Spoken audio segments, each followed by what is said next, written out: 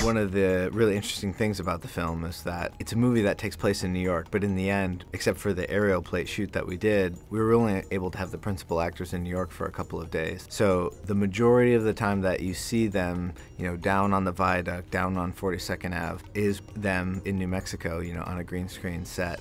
What was very clear from the outset was that we weren't able to shoot the action as we were watching it in the animatics, and that we were going to have to create a CG playground around the stock tower, which effectively covered about 20 square blocks.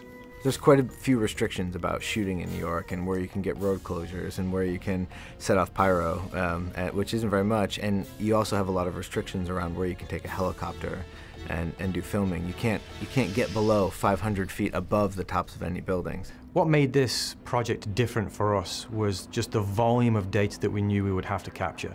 The team shot 7 miles of streets while 100 feet above in a crane, as well as 35 different rooftops across the city, both day and night, multiple levels. It was an enormous challenge, and the data that we acquired was effectively 2,000 spheres and over 250,000 images. From that photography, we would take the spheres in, we would project it onto the geometry, and that would give us a nice base to start from. We would get some pretty good results very quickly, but it's the details that take, the longest amount of time.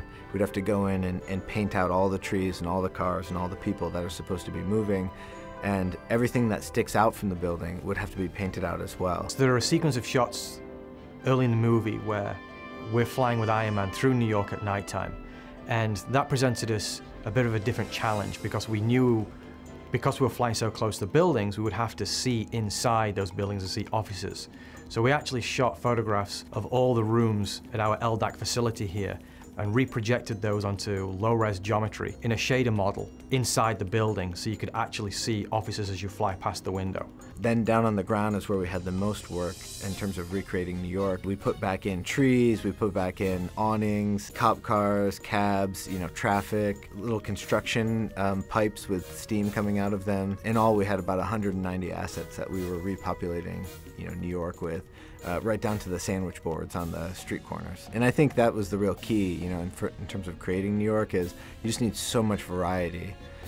And what seems kind of simple at a glance actually is quite complicated to recreate all the different pieces of.